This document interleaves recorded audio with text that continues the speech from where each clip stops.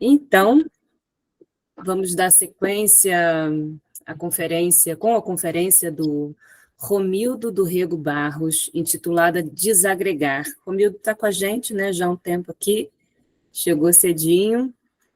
Romildo é membro da Escola Brasileira de Psicanálise, da Associação Mundial de Psicanálise, tem um diploma de Psicologia Clínica pelo Instituto de Formação de Psicologia Clínica e DEA em Psicanálise, ambas pela Universidade Paris 7. Ele é autor de Obsessões e Compulsões, Uma Neurose de Futuro, pela editora Civilização Brasileira, e coautor de Mães, pela editora Subversos. E como anfitriã, não podia faltar, né, Rita, dessa conferência, a gente conta com a presença da professora Rita Mendonça, queridíssima. Rita é psicanalista, especialista em psicanálise clínica pelo CEPAI e autora de diversos artigos publicados em âmbito nacional e internacional, membro da coordenação científica desse evento e do colegiado de coordenação do CEPAI. Rita, seja bem-vinda. Romildo, seja bem-vindo. Passa a palavra para Obrigada. ti. Bom dia ainda a todos e todas. Bom dia. Então, antes de eu passar a palavra para o Romildo, queria dar boas-vindas ao Romildo e agradecer pelo aceite, né, Romildo, de estar aqui com a gente, que a sua transmissão é sempre de uma preciosidade ímpar, e ter o privilégio de estar aqui com você, né? Sem dar spoiler, eu tenho que aqui confessar, eu recebi o texto do Romildo ontem, e quando eu acabei de ler o texto, realmente eu fiquei completamente arrebatada. Assim, eu falei, vou ter que me recompor para ouvir essa comunicação do Romildo de novo, porque é de uma beleza assim impressionante. Espero que vocês usufruam muito. Depois, na fala do Romildo, eu vou fazer uns brevíssimos comentários de ressonâncias do texto do Romildo que me ocorreram, e aí eu retomo para você, Natália, para a gente abrir para a palavra, tá? Para o debate. Tá, então, Romildo, com a palavra. Romildo, Sem seu som, microfone. sem som, tá sem som. E agora? Tá. Ótimo. E agora, tá? Tá bom? Tá. Bom, eu queria agradecer a oportunidade de estar aqui com vocês, o convite que me foi feito por Silas.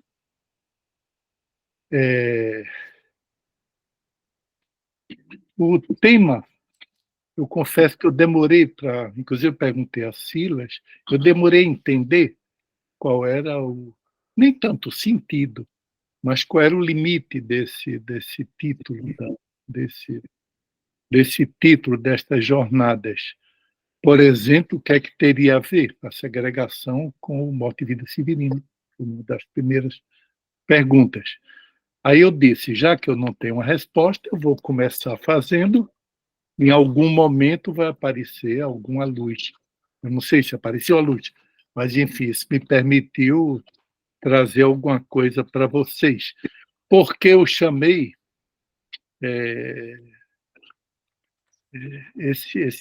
essa contribuição de desagregar, não foi por nenhuma razão particular, nem conceitual, é porque é um dos contrários de agregar.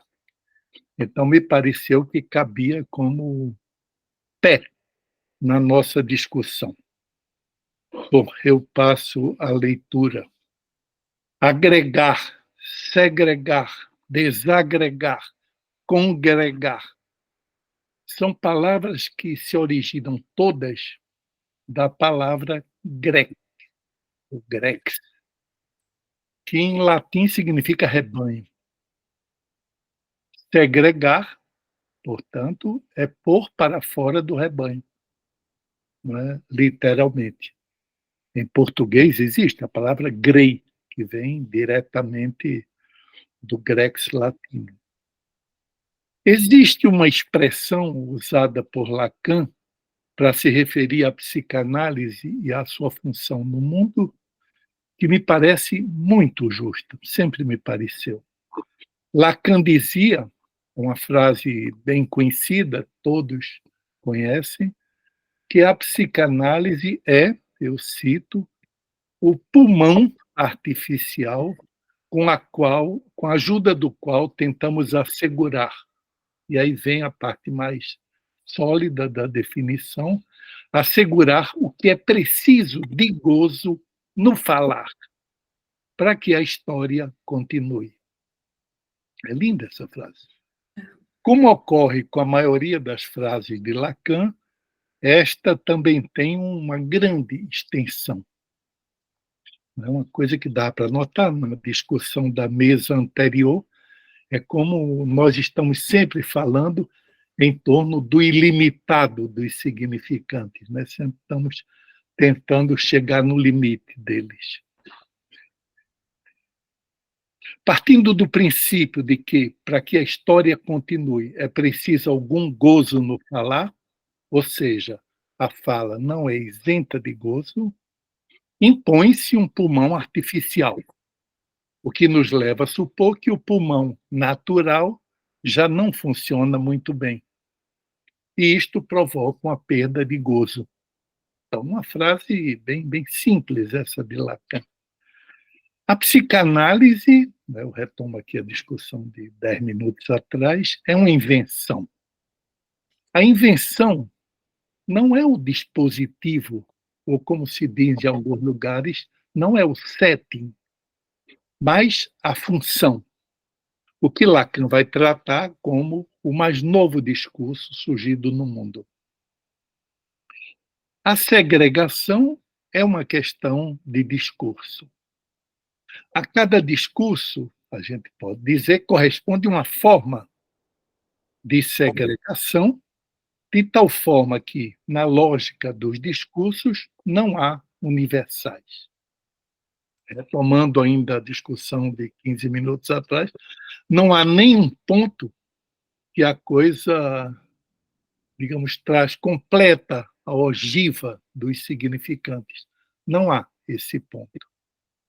O objeto segregado, justamente, é isso que nos interessa, eu diria, clinicamente, marca o ponto em que o universal é impossível. A cada vez que o universal aponta no horizonte, uma catástrofe se segue. A gente pode pensar exatamente nas duas grandes guerras do século XX, onde é possível situar esse ponto em que algo do universal se apresentou. Podemos arriscar uma lista de segregações de acordo com o discurso. No discurso do Senhor, ou do Mestre, uma forma de segregação possível seria o bode expiatório, ou o fora da lei. No discurso da histérica, o sintoma em um de seus aspectos. No discurso universitário, o fora do saber ou fora da burocracia. E no discurso do analista, o próprio analista, em sua função de resto da operação analítica.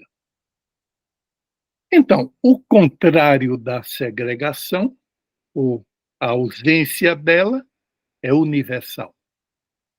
Será isto o que pretendem as grandes éticas e os grandes ideais políticos da humanidade?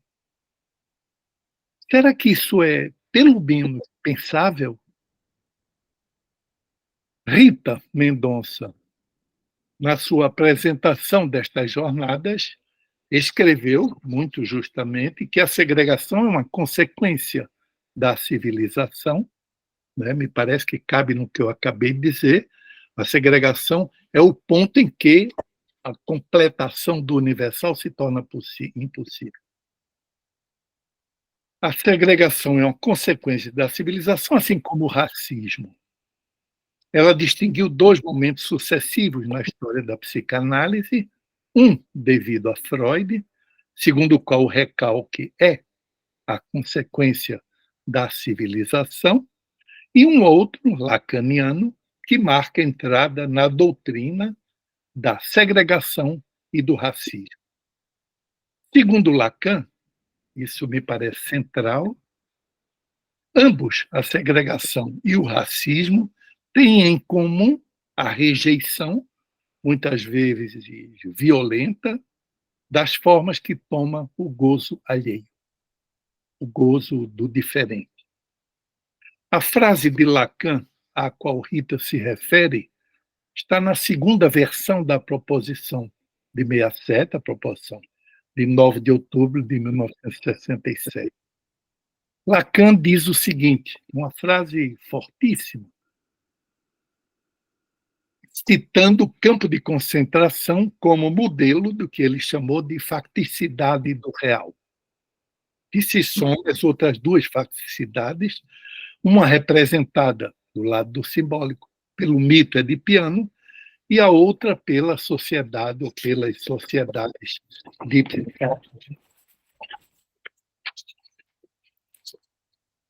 A frase de Lacan é a seguinte: abreviemos, essa é a tradução feita para a edição das A, nos outros escritos. Abreviemos dizendo que o que vimos emergir deles, para nosso horror, representou a reação de precursores em relação ao que irá se desenvolvendo como consequência, prestem atenção na expressão, do remanejamento dos grupos sociais pela ciência. Não se esperava isso da ciência antes, que ela remanejasse grupos sociais. E, nominalmente, da universalização que ela ali introduz, ou introduziu. Bom, fecha as aspas. Os campos de concentração, e com muito mais razão, os seus inspiradores políticos, são apontados como precursores, como aqueles que vieram antes, de uma tendência que tende a se desenvolver por força do remanejamento dos grupos sociais pelo discurso da ciência. E, consequentemente, da universalização. E no parágrafo seguinte, logo depois, Lacan conclui: faz uma previsão, uma profecia quase, nosso futuro de mercados comuns encontrará seu equilíbrio numa ampliação cada vez mais dura dos processos de segregação. À primeira vista, isso me parece um tesouro aqui nesses dois parágrafos, à primeira vista parece haver um paradoxo, ou, para usar a palavra que foi usada antes, uma contradição entre elas nessas duas frases. Uma vez que os processos de segregação, que em princípio deveriam representar formas de separação, é quase um sinônimo, estão nelas em aliança com universalização, que devia ser o contrário, que em geral aparece nas grandes narrativas utópicas. Cada um de nós pode pensar em exemplos. Vejamos se a gente pode resolver assim o paradoxo, supondo-se, claro, que de fato exista um paradoxo. A ciência, a partir de quando toma como objeto os grupos sociais, e nisso talvez ela tenha vindo no lugar das religiões que tinham essa tarefa, impele ao universal, que por sua vez, escapando assim da utopia, exige uma intensificação crescente dos processos de segregação. Se eu tivesse escrito esse parágrafo antes do outro, eu já não chamaria de paradoxo. Falaria de uma relação mais ou menos circular entre a universalização e a segregação. A segregação, portanto, para dizer bem simplesmente, seria uma condição para manter-se universal como horizonte. É o próprio eixo que conduz a história a alguma coisa sem interrupção. Não é? Tem alguém falando por aí.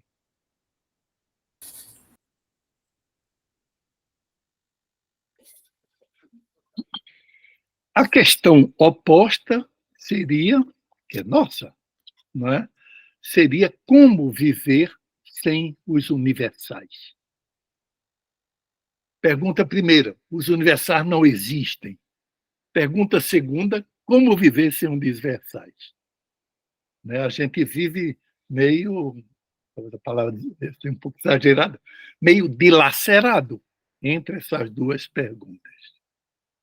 O essencial, me parece, desse pensamento de Lacan, representado nesses 2 parágrafos que eu li, está no papel confiado à ciência. Sem dúvida, um papel inédito na história. Esse novo papel, quando se aplica ao remanejamento dos grupos sociais, permite que 2 aparentes opostos, universalização e segregação, possam equilibrar-se, ou possam tender a uma forma qualquer de equilíbrio, que não é nada bonito isso. É justamente quando os 2 se encontram que vêm as grandes catástrofes sociais. Um segundo ponto da nossa discussão, que certamente é o que mais nos interessa, parte de uma pergunta: o que a psicanálise tem a ver com tudo isso? Em que nós, psicanalistas, somos interpelados pela questão da segregação? Não faz muito tempo que a gente fala nisso. Não chega uma geração. Sem contar a geração de Lacan. Existe mais de uma maneira de responder a essa ou essas perguntas. Uma primeira, ingênua, digamos, diria que nossas razões são, como as de todo mundo, de caráter humanitário ou político. Somos contra as segregações porque elas são injustas. Como somos todos iguais, é natural que nos mobilizemos por ideais que nos unam a todos em um universal. Por exemplo, o gênero humano.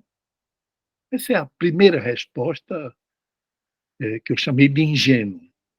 Sabemos que os universais não abrangem sempre o conjunto total dos humanos, mas representam, muitas vezes, setores desse conjunto, sem, no entanto, deixar de ser considerados como universais.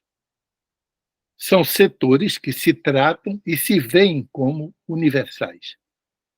Nos nossos tempos, essa ideia de um setor representar o universal se encontra, sobretudo, nas formações religiosas ou nas agremiações políticas. Até aqui, nada que se refira precisamente ou exatamente à psicanálise. Se, no entanto, situarmos a psicanálise e sua ética não na ambição de construir um universal, todos analisados, por exemplo, sob a forma de um mundo perfeito, mas, pelo contrário, a empregarmos na busca da singularidade, essa é a ambição lacaniana fundamental, teremos que postular uma ética do singular. Ou, como se expressou Lacan em 1964, temos que buscar obter uma diferença absoluta. Nesta expressão, também um tanto paradoxal, se vocês prestarem atenção, existe uma espécie de entrechoque entre a palavra diferença e a palavra absoluta. Não é tão evidente assim que elas se casem perfeitamente. Não é? Nesta expressão também um tanto paradoxal, com a qual Lacan encerra o Seminário 11, o adjetivo absoluta não coincide com o universal. Em que direção vai a psicanálise, então? Um ponto de partida me parece fundamental. Sua contribuição não deve nunca normalizar ou naturalizar a segregação ou o racismo sob o pretexto de que seriam decorrências dos discursos. A psicanálise não pode, sob o argumento de não ser exatamente, isso também foi mais ou menos citado aqui antes, não ser mais ou menos uma bandeira humanista, né? Um psicólogo aceitaria esse adjetivo, um psicanalista, dificilmente, de que ele defenda a bandeira humanista, nem por isso ele pode ignorar ou se imaginar estranho ao horror que Lacan reconheceu nas várias formas que tomam nosso encontro histórico com o real, como diante dos campos de concentração, aos quais poderíamos acrescentar muitas outras formas de encontro com o real, como a escravidão, a violência genocida ou as inúmeras outras formas de iniquidade social. Bom, nossos colegas organizadores da jornada se apoiaram também, além da doutrina freudiana e lacaniana, no poema lindo, Morte e Vida Severina, do grande poeta João Cabral de Melo Neto. Há algo, é claro que eu conheço esse poema há muitos e muitos anos, algo que sempre me encantou nesse poema que os colegas elegeram, eu vou usar o termo, como paradigma destas jornadas sobre a segregação. Sempre chamou minha atenção a transformação do nome do personagem, transformação paulatina, o mesmo nome de tantos outros nordestinos pobres, filhos de tantas Marias e de tantos outros finados Zacarias, em adjetivo. Severino virou um adjetivo desde o título do poema de João Cabral. Virou, eu diria, quase um gentílico, quer dizer, uma marca de procedência, como se diz que alguém é brasileiro ou mineiro ou gaúcho. O poema não nos conta a morte e vida de um tal Severino, mas nos ensina como é um nascimento, uma vida e uma morte severina. E com isso nos mostra que o nome já contém em si o destino e a marca da exclusão. O destino e a exclusão seguem um percurso certo, que vai das pedras sertanejas até o litoral, da secura da terra esturricada até a lama gorda que abriga os caranguejos, mas não é um percurso qualquer.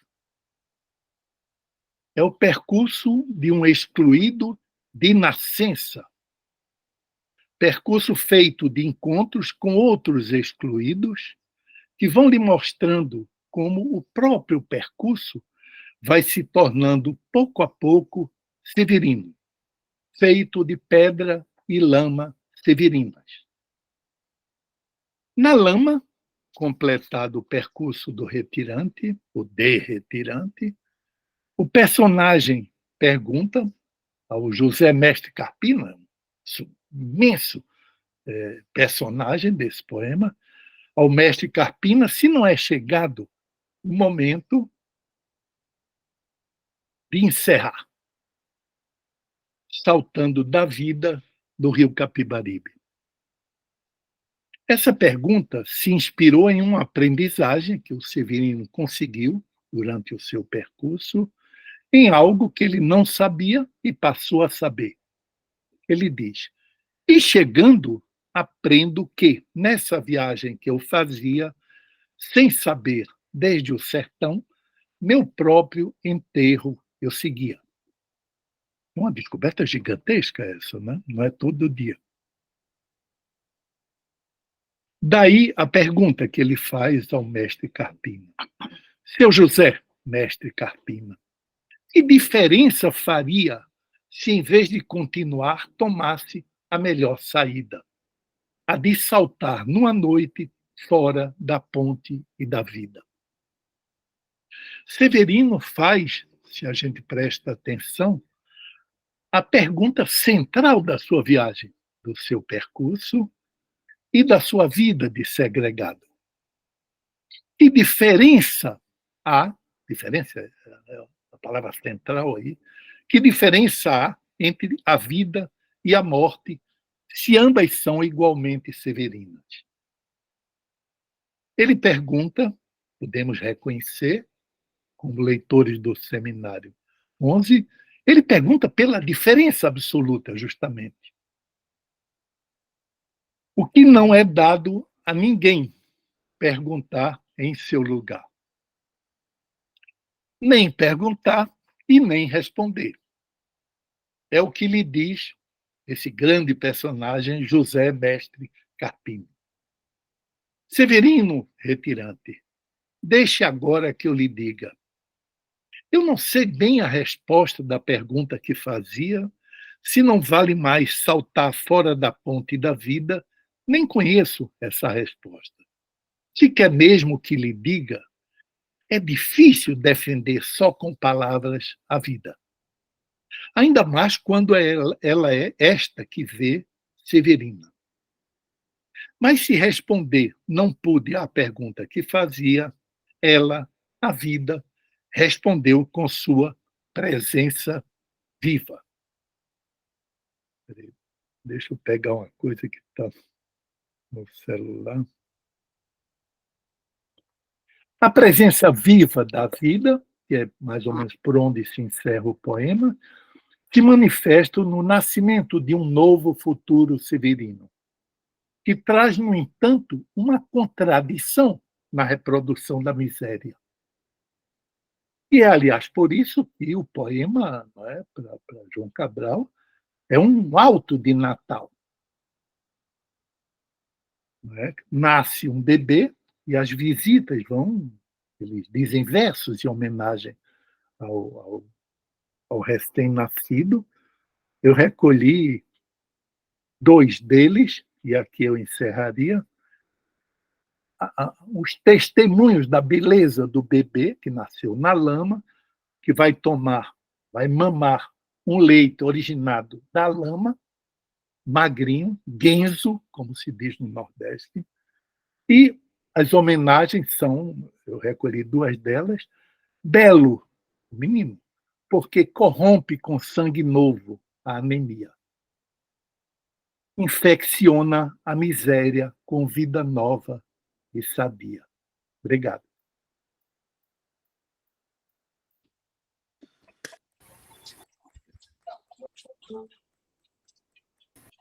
Obrigada, Romildo. Eita. Agora vocês estão vendo o arrebatamento que, sobretudo, esse final do Romildo provocou, né? O Romildo chamou o Severino de um adjetivo, né? E na hora que eu recebi isso, a mensagem que eu enviei para ele, eu falei, Severino é um significante, né?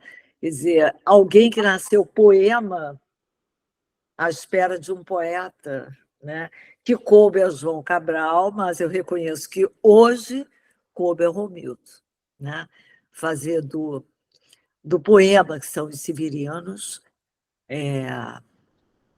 a escrita pelo poeta, né? Então, foi isso que me arrebatou.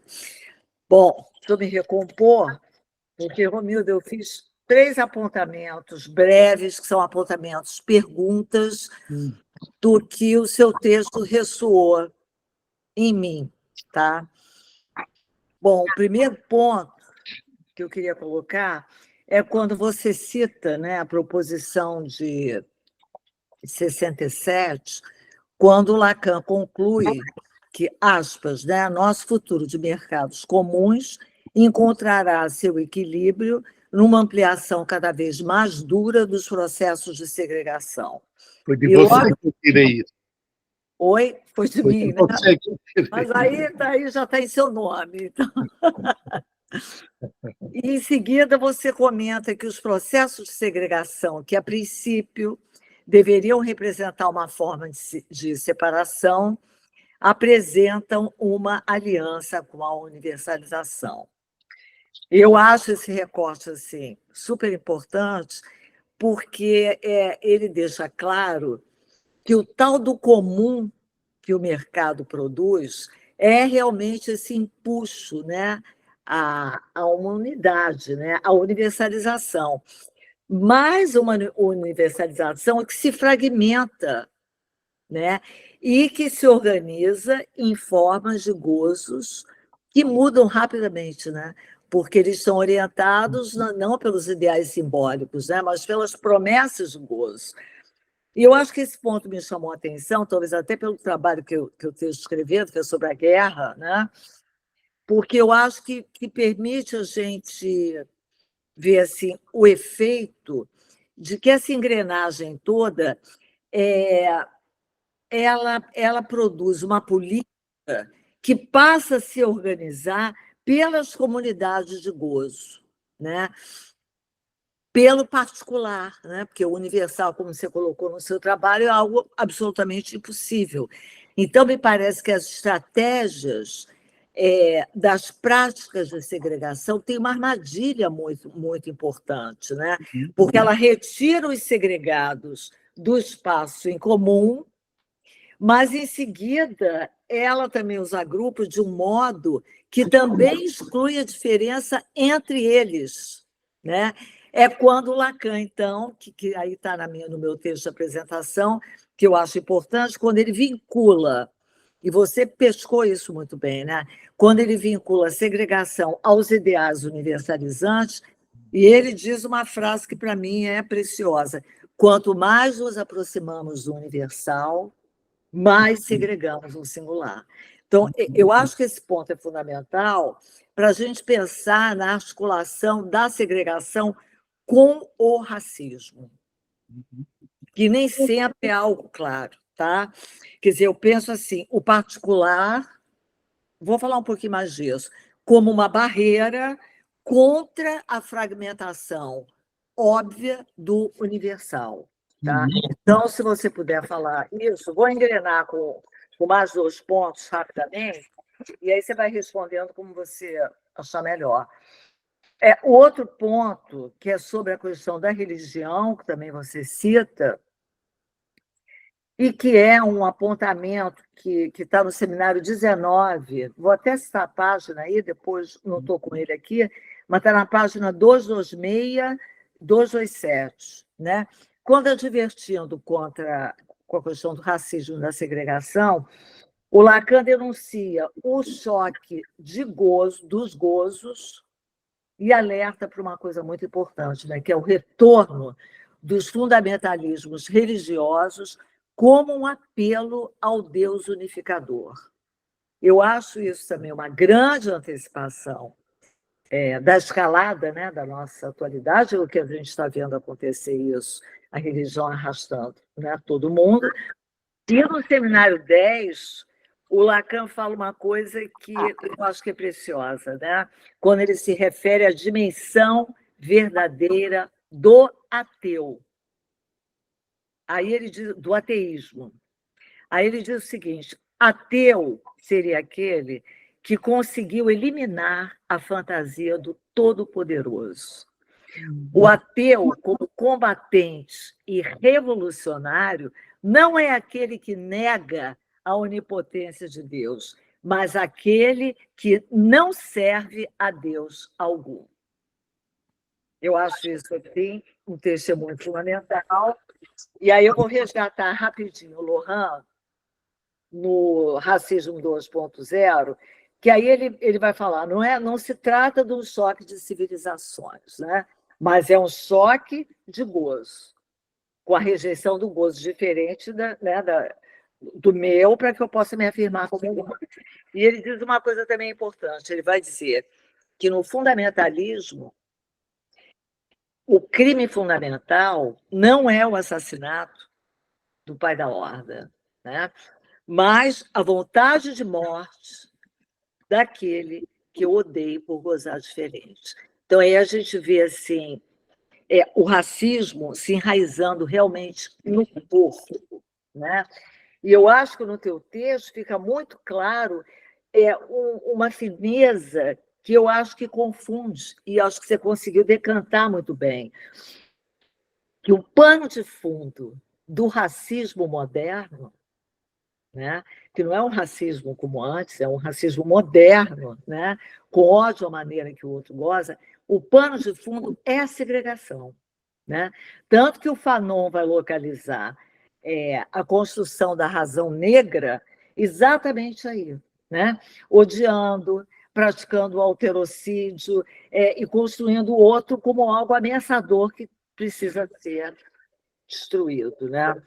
E, por fim, eu gostaria, se você puder falar mais um pouco, da diferença entre a ética do particular e do singular, né? Para a gente elucidar um pouco essa questão da segregação. E quando você coloca o que a psicanálise tem a ver com isso, me parece que porque na clínica, né, a experiência de uma análise ela vai se dar sempre pela via do objeto, que é pelo singular, né? Mas a modernidade hoje ela vai se interessar pelo particular, né? Pelo que se assemelha e pelo que faz comunidade. Só que esse comunitarismo é o grande produtor do racismo e da segregação. Né? Quer dizer, o racismo ligado a esse comunitarismo, né, que tem a ver com o particular, e que sobrepõe o particular sobre o singular, é que vai conduzir a um novo racismo, né? Que o Lacan vai chamar de racismo dos irmãos. Tá? E eu acho muito bonita a saída que o Lacan dá, quando ele fala desse racismo ligado ao comunitarismo, quando a saída que ele dá é quando ele propõe, eu acho que, se não me engano, está no texto Agressividade em Psicanálise, quando ele propõe uma fraternidade discreta. O que eu posso ler dessa fraternidade discreta? É onde todos somos desiguais, né? E irmãos apenas porque somos filhos do discurso. Né? Então, assim, a princípio, são as questões que eu queria te colocar para você tentar avançar um pouco mais para a gente. Tá? Obrigada, viu, Romildo? Foi lindíssima a sua conferência. Tá? Agradeço aqui, em nome do CEPAI, pessoalmente.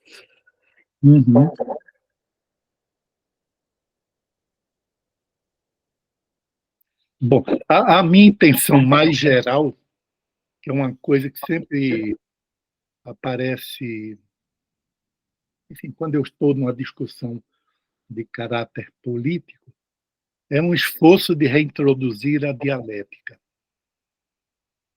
que é uma coisa que nem sempre é solicitada nas discussões. A gente tem, como psicanalistas também, a gente tem uma certa tendência ao idealismo.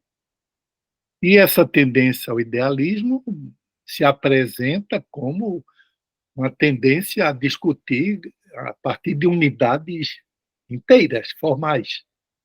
Não é?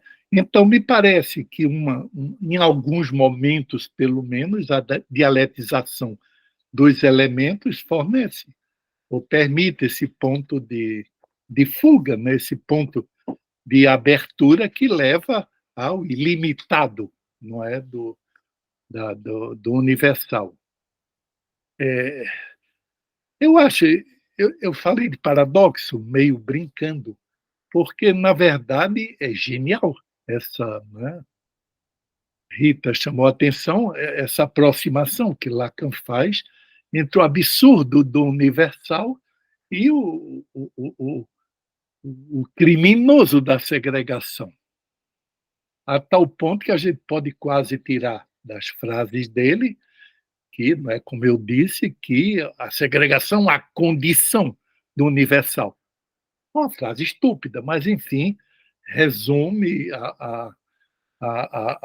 o paradoxo, né, a contradição. Claro que isso é fundado, né, numa fantasia do todo que permanece, aí é dado a todo mundo, que permanece um pouco numa forma semelhante ao arco-íris. Todo mundo sabe que o arco-íris não existe, todo mundo vê arco-íris. Todo mundo pensa que se atravessa o arco-íris, se muda de sexo. Mas todo mundo sabe que isso é mentira. Então, existe aí um entrechoque entre o particular e o universal, que é da prática de todo dia, não é? Talvez a ironia seja um recurso para tratar esse descalabro. Quanto ao particular e ao singular, eu nunca vou esquecer uma resposta que Lacan deu sobre exatamente isso, e Lacan respondeu dizendo, eu não posso citar a frase exatamente, dizendo que o particular é o sintoma. E o singular, eu sempre tenho dificuldade de traduzir do francês essa palavra, a palavra em francês é destiné, que não é o destino. Eu traduzi por sina, talvez seja uma tradução melhor. O singular é a nossa sina, o particular é nosso sintoma. Então, me parece, não é, Rita, que aí se pode achar um entrechoque significante e interessante, não é? Uma outra coisa que eu queria chamar a atenção, que é evidente, é que a maioria, ou muitos, dos processos de segregação agem como se fossem universais, não é? A humanidade toda devia ter tal religião. Se ela não tem, é porque ela está errada. E como ela está errada, a gente baixa o pau nela. É simples assim. A Inquisição foi feita em nome disso. A Inquisição foi feita em nome de a segregação. É daqueles que são nossas vítimas, nossos inimigos, e também aqueles que fogem para não se submeter nem a uma mudança pessoal, religiosa, e nem a uma morte gloriosa, como era o martírio na fogueira. Tá? Então, me parece que essas definições de Lacan são muito ricas. Porque ele não somente dá a diferença entre particular e singular, mas ele as coloca em entrechoque, que é permanente, isso não vai parar nunca. Tá? Então, como é que a gente pode discutir e pensar essas coisas que a gente está discutindo aqui hoje como coisas que não vão acabar nunca? E por que não vão acabar nunca? Essa discussão, né, às vezes se afina um conceito, às vezes se engrossa, enfim. Esse trabalho, não é, cansativo da discussão sem limite, não é? Por que isso? É porque segregação tem uma relação de intimidade com o universal, ao mesmo tempo que ele nega o universal. Pode-se pensar nas vítimas das grandes repressões históricas, né? A gente está acostumado a citar as vítimas dos campos de concentração. Se vocês pensarem, é um absurdo ter um campo para concentrar, quando se trata exatamente de uma indústria do assassinato. Não é? Bom, eu fico por aqui. Ok. Carlos Eduardo, está com a mão levantada? Oi, Natália. Romildo, obrigado aí pela conferência, belíssima conferência. Eu tenho uma pergunta muito breve e... Estão me ouvindo? Tá. Sim, sim. Então, eu acho que dá para partir da questão de que a congregação funda a segregação. Quem congrega, segrega. Né? Hoje aqui nós estamos nos congregando, isso é uma congregação. Né? Isso ao pé da letra, né? Ao pé da letra. Quando você vê politicamente, o papo já muda um pouco. Isso. Então, e aí eu estava pensando numa frase do Lacan, que o único sentimento lúcido é o ódio, está no seminário 18. Né? É isso, é isso. O que você entende por lúcido, Carlos? Como uma vontade de gozo. Tudo bem, mas por que lúcido? Uma vontade de gozo, talvez, pensando no Kant com Sade, aqui, sem pensar muito, mas te respondendo aí, né? Pensando Claro. nessa vontade de Posso gozo. entrar aí, né? Talvez de Kant com Sade. Talvez lúcido, por aí. ódio sendo algo mais estrutural anterior ao amor até, né? O Lacan fala que o amor é um sintoma mais nobre do ódio. Então, o ódio é o cru, né? Essa expulsão, essa austócio, no seu entender. Que se dirige ao ser, né? E Lacan. Exato. Enquanto o amor se dirige ao semblante, aliás, é a delícia. O amor já O é uma amor, o cobertura. ódio se dirige ao ser. Ao ser. Exato. É isso? Então, eu queria que você pudesse falar um pouquinho, você falou nos 4 discursos, mas não no discurso capitalista. E aí eu corri aqui rapidamente para pegar um autor que eu gosto muito, que é o Jorge Alemão, e que ele tem uma entrevista sobre o marxismo e a psicanálise, né, em que ele fala do caráter anti-humanista e antiprogressista do ensino de Lacan. Se você pudesse pensar aqui um pouco, né, nessa questão da abolição do sujeito que visa o discurso capitalista, para falar um pouco dessa questão da segregação aí que você traz. Eu queria, se me permite, uma carona na colocação do Carlos sobre os discursos, porque eu achei isso de uma coisa tão grande. Aliás, o texto todo de uma riqueza muito enorme, assim, né? Muito interessante o destaque que você deu à segregação em cada discurso. Os discursos, por si só, já não são simples de entendimento, ainda mais para um grupo tão heterogêneo que a gente tem aqui. Queria saber se é possível você falar um pouco mais sobre isso. Em cada discurso, me parece que cada um paga de alguma forma, né, com a segregação. Se não for demais, repito, falar um pouco sobre cada segregação que você pontuou nesses discursos. Isso casa com o Carlos Eduardo? Perdão? O que Silas acabou de dizer casa um pouco com o que você estava falando. Só Sim. que você restringir ao discurso capitalista, né? Aí são perguntas imensas, né? Não. Eu parti como eu costumo fazer sempre que uma pergunta é imensa, é de responder pelo mais simples, pelo mais imediato, não é?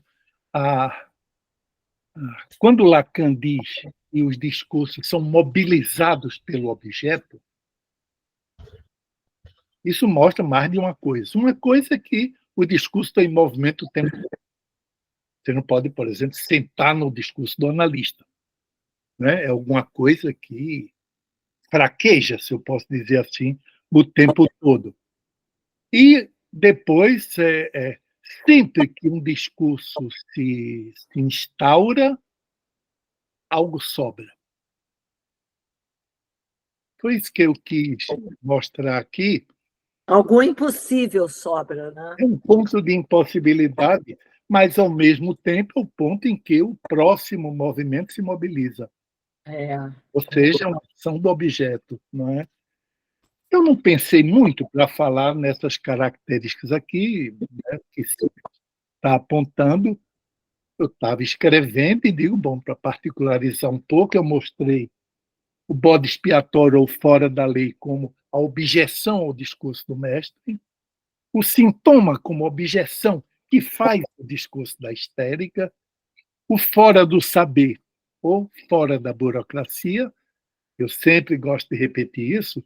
Lacan uma vez disse que um bom exemplo do discurso universitário, ele não disse a Sorbonne, ele disse um bom exemplo do discurso universitário é a União Soviética.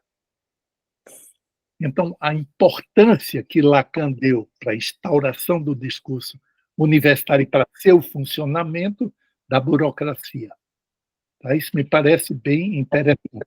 E no discurso do analista, essa função, né, alguém falou aqui nesse instante de dejeto, essa função de sobra, ou de resto, ou de consequência do funcionamento do discurso, é a queda do próprio analista, quando ele aparece como resto que é uma função efetiva e discursiva. Tá? Então, você pode, não é, Silas, ir recortando esses a mais, se eu posso dizer assim, de cada um discurso, que é diferente. O que a gente não pode esquecer, talvez isso seja um tanto universal, é que o movimento dos discursos exige uma constante que é o objeto. Né? Exige uma constante que é aquilo que foge à relação entre os dois significantes que representam o outro. Né? Me parece que isso é bem interessante e que pode nos inspirar politicamente a partir do ensino de Lacan. Não é? A pergunta de Carlos Eduardo, ela varia um pouco, porque o discurso do capitalista veio depois da instauração dos 4 discursos. Não é? Eu gostaria de ter em mente agora, em algum momento, não sei se existe, em que Lacan justifique por que o aparecimento do discurso do capitalista, que não é um quinto discurso. Os discursos são 4 e mais esse, tem do cartel. 4 e mais 1. Não é? Não é simplesmente... Rita está sem som. Estou lembrando que eu acho que o Lacan fala que é um deslocamento, não é bem essa palavra, é uma nova modalidade do discurso do mestre. Do discurso do mestre, claro. Né? Claro, talvez essa modalidade, né, a gente deva pensar... É uma variação, Rita. Variação. Pois é, uma variação. E, nesse sentido, ele não é um quinto, né? Ele é o 4 mais 1. Não é? Ao mesmo tempo que Lacan inventou esse discurso do capitalista, ele não adere à posição, por exemplo, que é a minha, quando eu falo dos 4 discursos, de que há um objeto que é o além desse discurso. Ele diz: proletários somos todos nós. Então, como é que se pode pensar no proletário, que a gente, pela teoria marxista, a gente está acostumado a ver como o objeto do capitalismo? Como é que a gente pode pensar nisso se todos somos proletários? Não é? Então, eu acho que é uma discussão... Eu só acho que é uma discussão que deve ser feita em permanência. É uma discussão política da maior importância atualmente, mas que não se deve fechar. Tá? De chegar a um ponto em que, de fato, cheguei no arco-íris dos 4 discursos. Não chega, não vai chegar no arco-íris. Entre outras razões, é porque os 4 discursos têm movimento permanente, entre cada um e cada um aparece o amor que faz tudo desandar. Enfim, não é? Isso é próprio da psicanálise. Né? Como é que você pode conceituar alguma coisa que foge das suas mãos o tempo todo? Né? Isso é importante. A psicanálise nunca vai ser uma ciência, porque ela não para a gente prestar atenção. Ela está sempre em movimento. Né? Você não pode fazer ciência de alguma coisa que não para.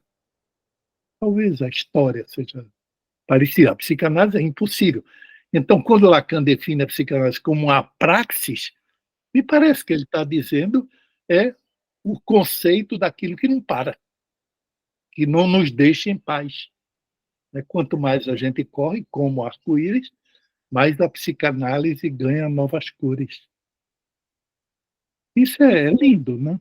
Mas, ao mesmo tempo, é difícil. Né? Romildo, alguém colocou aqui uma questão, acho que foi a Silvia, sobre a questão das pautas identitárias. E aí vou voltar uma questão que você falou do paradoxo, que para mim também é é complicado, né? Porque o particular ele permite fazer uma comunidade, né? De modos de gozar comum, contanto que eu Ele se respeite refere ao universal. outros não, mas ele está referido como bússola totalmente em nome de uma certa barreira do universal. Ele visa o universal. Né? Isso é que é paradoxal, isso é uma loucura, porque ele permite às comunidades as pautas identitárias, etc., mas assim, os agrupamentos que excluem outros nomes, outras comunidades, mas assim, a armadilha é que ele está em nome do universal. Então, eu acho que, na verdade, é assim, uma coisa que eu penso, né? É o singular que realmente se opõe a isso. Acho que sim também. Que é a lógica da psicanálise, né? da nossa clínica. Pelo singular, né? Que é pela via do objeto. Então, o particular ele está a serviço do universal. É uma armadilha, né? Aquilo ali. É uma armadilha. Denise? O som, Denise. Microfone. Está em silêncio. Tá bom. Agora sim, agora está. Bom, primeiro, grande prazer te reencontrar aqui, Romildo, e ver quando você toca em questões que tangem a política, o seu modo de proceder, que eu conheço desde lá do movimento da articulação das entidades psicanalíticas do Brasil, que você participou, né, durante um tempo. Acho muito sensível, né, a forma, o seu método. Né? E a outra coisa igualmente sensível e que me leva a uma questão, né, uma questão para a gente pensar junto, e que passa pelo que a Rita acabou de colocar, que eu achei também brilhante, né? Que é a armadilha, né, do identitarismo e a necessidade dele e, ao mesmo tempo, a armadilha, né, e como que nós, né, ou melhor dizendo, como que a psicanálise deve lidar com cuidado com isso. Né? E sobre isso, eu fiquei pensando na análise que você faz da questão da segregação, Romildo, sobre o que é segregável e o que não é segregável. E, nesse sentido, parece que você traz um exemplo do que não é segregável, malgrado tudo, através do final da tua fala, trazendo esse poema aonde comparece, né, essa ideia do belo, né, como que insiste revigorando a vida, malgrado tudo, né? Fazendo isso da transfusão de sangue, né? Trazendo um sangue novo, ainda que extraído, destilado da lama. Né? Eu achei isso assim, de uma potência, porque a própria transfiguração do horror, que é aquilo com que nós trabalhamos na análise, né? O horror que é trazido nas experiências as mais, enfim, diversas, é transfigurado, né? Eu acho que é pela beleza da transferência, do que a potência da transferência consegue, e pela musicalidade da fala, a potência que a fala tem nesse trabalho transfigurador, né? A potência de pulmão artificial, né? Como você também trouxe. Então, achei muito legal isso. Assim. E essa questão, né? Há o que não é segregável, né?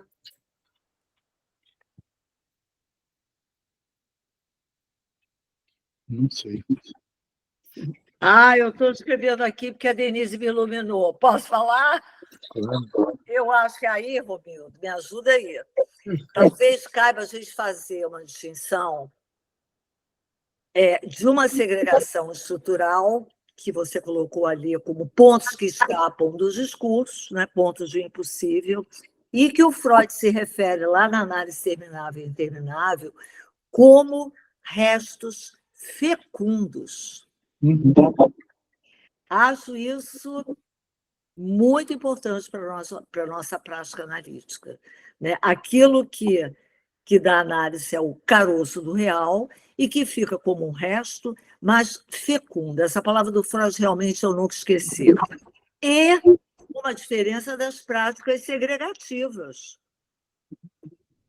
E aí vai tudo que não está em conformidade. Então, a segregação ela traz esses vieses assim que a gente tem que ter cuidado, né? Porque as práticas segregativas elas tiram os segregados de um lugar, confinam e entre eles também segregam. Agora, essa segregação estrutural eu tendo a ler como restos fecundos, que é o que o Romildo colocou nos discursos. Estou errado, Romildo? Foi como eu Rita, disse. Não só- está errada, não. Eu acho que não é?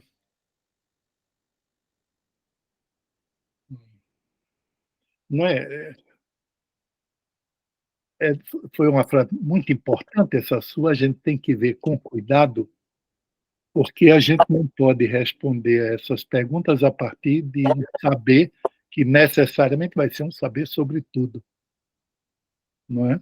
Então, por exemplo,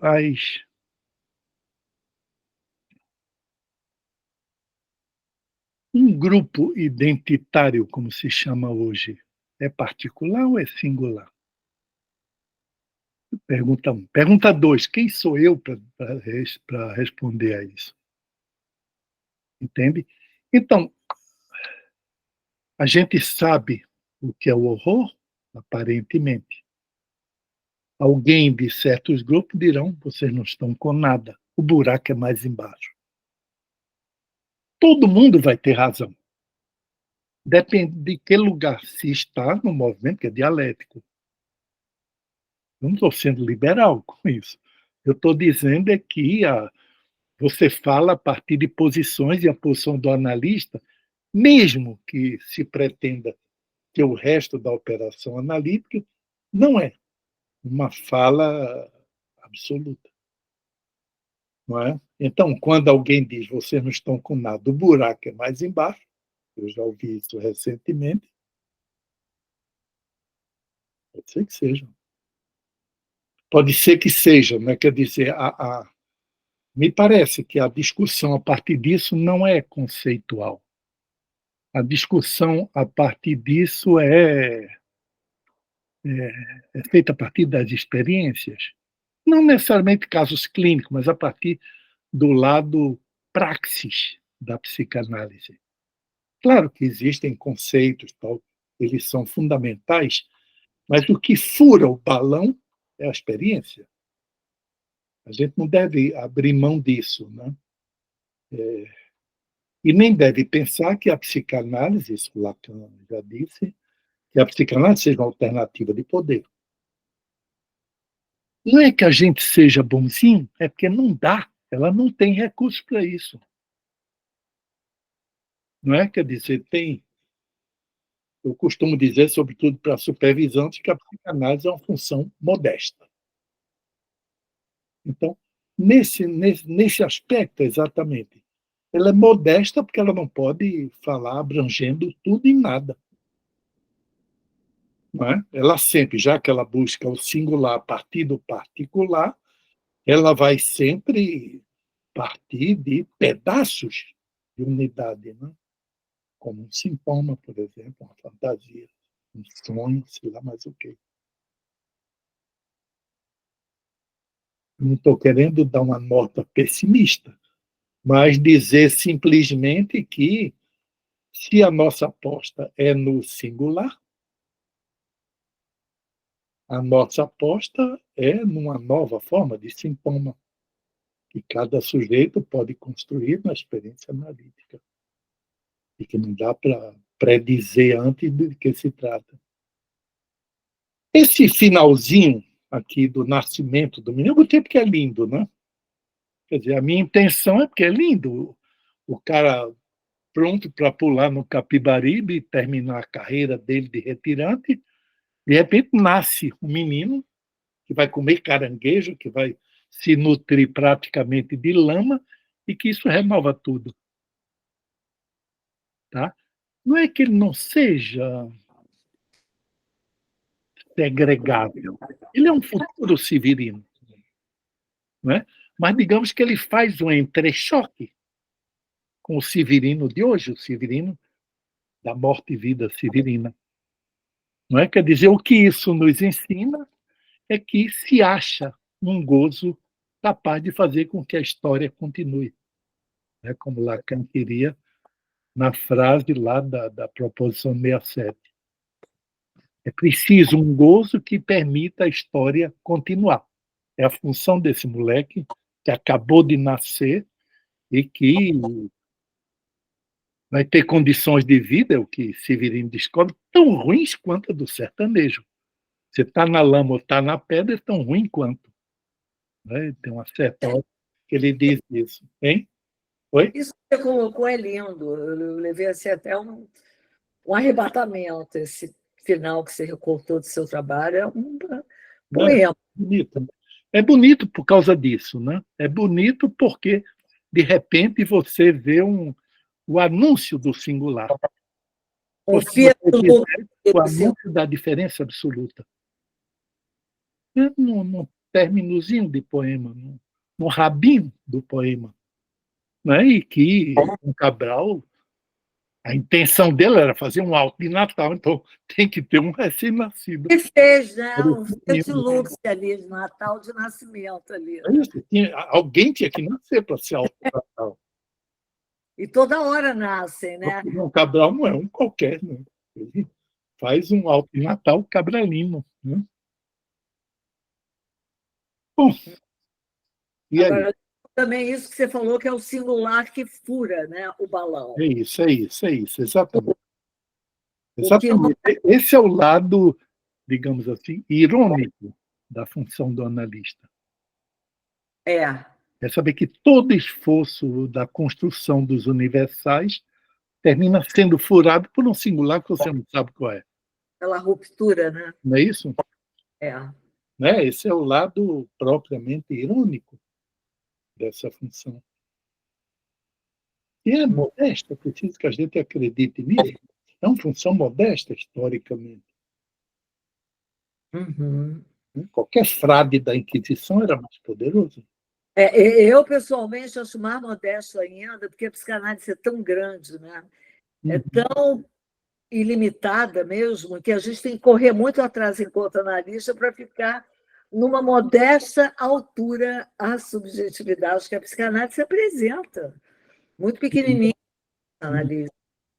A gente tem que correr muito atrás. Quando você coloca essa questão desse caroço, e eu associo isso à singularidade, enfim, e o analista há de estar no singular, né? Em particular, isso não seria o não segregável, o analista não seria aquilo que, na sua posição de neutralidade, ele não estaria num lugar? É uma pergunta para o Romildo, para você.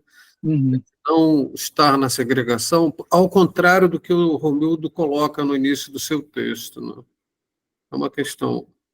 Eu pegaria o que Denise falou no comecinho da fala dela, quando ela chamou atenção para a transferência. Um aspecto da transferência é que... Tem dois microfones ligados, vamos... O meu está desligado? Não, está ligado. Então, Rita, acho que é o seu que está ligado. O meu está ligado? O de Rita está ligado.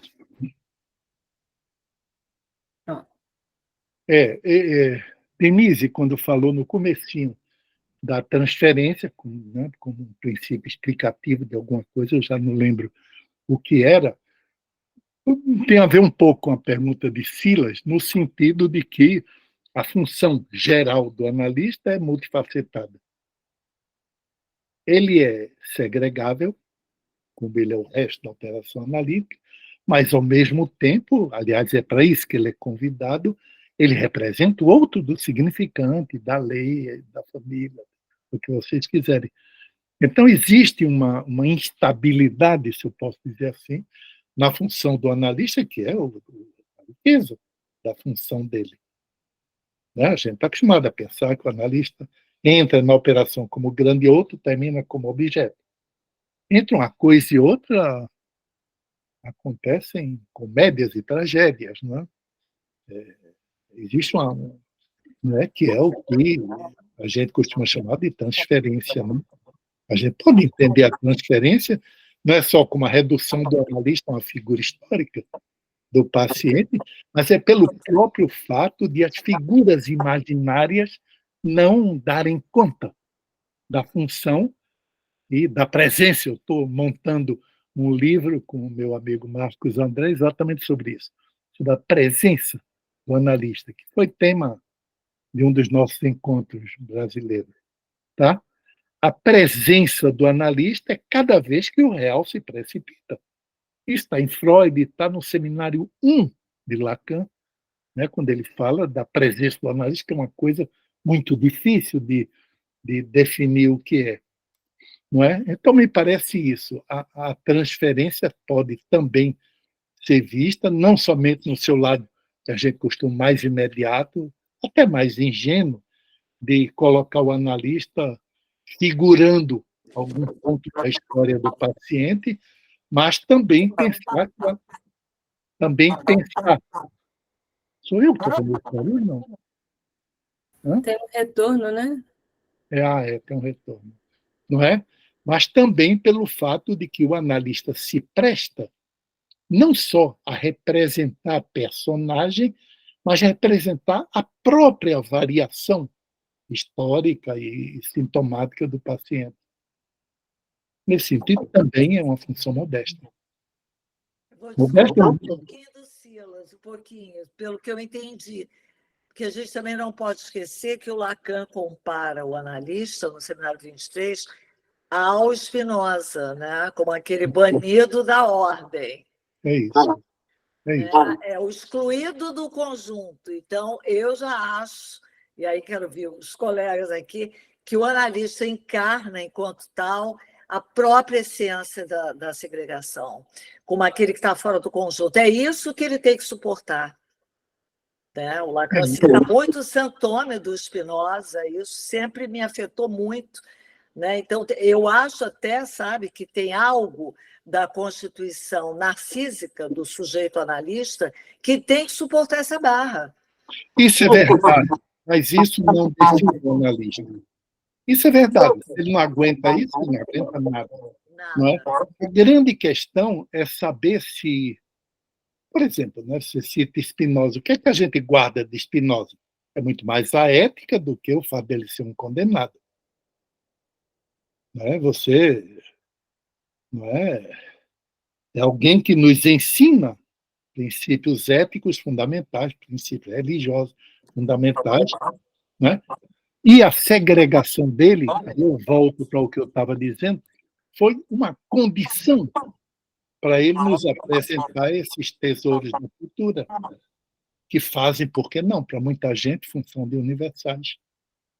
Né? Tudo isso é muito móvel, né? Não tem nada aí muito fixo, hein?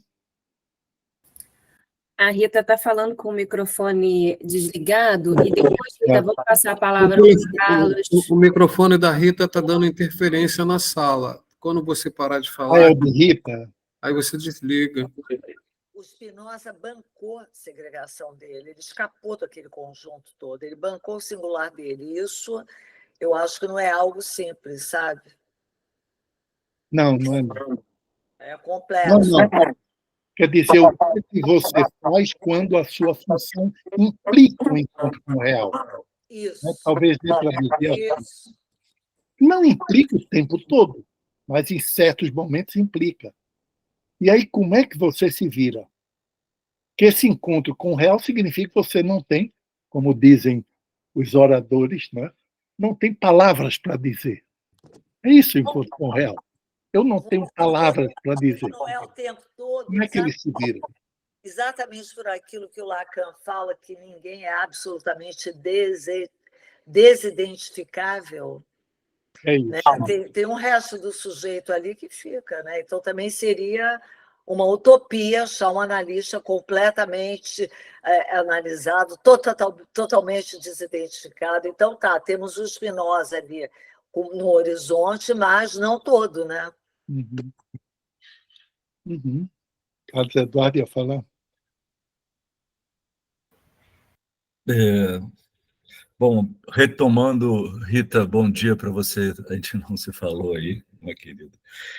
O que você falou dos restos fecundos, e o que venho da roça, eu nasci na roça, ainda há pouco foi falado uma expressão muito feliz, que muito me tocou, acho que foi Denise, já não sei mais, a compostagem das palavras. Né? A compostagem, né, para quem é da roça, quem faz compostagem, é a coisa mais viva da terra. Né? Isso é maravilhoso. Eu vou guardar para mim essa expressão da compostagem das palavras. Então, eu queria retomar isso que você cita, né, de Freud, análise interminável, interminável. A outra questão, aí vai mais para o Romildo, mas, enfim, Clarice Lispector, em uma aprendizagem, ela diz que não se faz literatura com bons sentimentos. E aí, lendo Heidegger, eu descobri, e ela foi leitora de Heidegger, mas ela não diz isso, eu descobri em Heidegger a mesma frase: não se faz filosofia com bons sentimentos. Então, a minha pergunta é: se não se faz também psicanálise com bons sentimentos? Uhum. A pergunta é muito boa. Não se faz psicanálise com bons sentimentos. Ou seja, não são os bons sentimentos que fazem o analista. Eu estou dizendo isso sem nenhuma preguiça, né? Os bons sentimentos. Não é nesse sentido. É porque os bons sentimentos representam um limite e acaba com a função do psicanalista. Não é? Basta você ler sobre o amor de transferência em Freud, que vai saber de que limite está se falando. E não é obrigado a ser amor, pode ser ódio, pode ser sei lá o quê. Não é? Me parece que é o SQ de Lacan, lá do tema da transferência. Não é? Não, olha, eu não defenderia os maus sentimentos. Mas é verdade que os bons sentimentos são enganosos. E existem momentos em que o analista não pode se enganar.